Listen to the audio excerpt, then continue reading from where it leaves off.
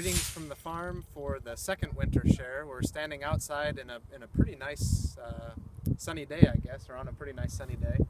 We have the garlic that got mulched is coming up behind us. You can kind of see the rows of green garlic poking up through the straw mulch. Hopefully next year we'll have a far better garlic crop than we did this year. I'm quite confident that we shall. This is a great Thanksgiving share. I feel pretty good about what's coming out today. Don't be intimidated by quantity. They are pretty big boxes. So from the field, we have quite a few greens coming yet. We have another Romanesco cauliflower, or cauliflower we had a few heads of cauliflower that went out today. Broccoli from the field again. The broccoli, I don't know if I'd hang on to that until Thanksgiving. You know, broccoli doesn't have as long a shelf life, but it's wonderful, and the stems, if you peel them, are really good sauteed. We have lacinato kale. The lacinato kale was frosted in the field, so it's very, very sweet.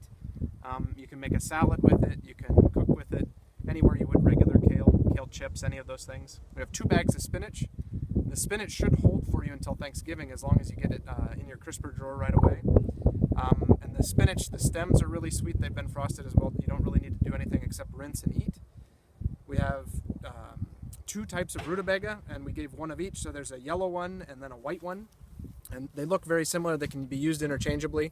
One will have a creamier color, and one will be whiter on the inside. This is an heirloom called Gillfeather Turnip, which is on the Slow Food Arc of Taste it's being preserved for flavor. We have Brussels sprouts that were frosted. These as well should keep until Thanksgiving. Just keep them in the bag in your crisper drawer. If you're hanging on to them for that long, some of the outer leaves, you can kind of see a demonstration here. They might start to yellow or spot just a little bit. And you see if you peel that off, it comes right off. Or you take a paring knife and just cut the end off. They'll clean up very nicely and very easily. Or you can just eat them right away. We have more Bolero carrots that were frosted. They're big, but they're sweet all the way through to the center. I highly recommend eating most of them raw. The flavor is just unsurpassed. They also are great cooked, so anywhere you'd use a normal carrot. We have some honey, which this is back in the share for the first time in a long time. Delmer Nelson, who's also a shareholder of ours, he and his wife Fern have a number of bee boxes out here pretty close to the house. And so we had enough honey this year that we are putting it in the share. Thank you very much, Nelsons. Enjoy. It has a nice, wonderful light flavor. We have white onions, or not white onions, sorry, yellow onions. I must not be with my colors today. Garlic, sweet potatoes. The sweet potatoes keep at room temperature. For Thanksgiving, sweet potatoes are a wonderful dish. And we had a really bad squash year this year, so what we did is we traded some of our carrots for certified organic butternut squash from Scattergood Friends School Farm in West Branch. Mark Quee is the farm manager there. We've been good friends for a long time. And so enjoy the butternut squash, but realize that it is not from our farm. They are certified organic by the Iowa Department of Agriculture and Land Stewardship. Did I forget anything on the table, dear? Oh, rosemary. Rosemary. So we used to do a lot of rosemary in the share, and then all the rosemary winter killed in our greenhouse, so we planted some outdoors this year, and we're going to try to overwinter it mulched. I did gamble and take a harvest, and so this would be great for stuffing. It's not a huge quantity, but if you wanted to make some stuffing, it'd be a great addition.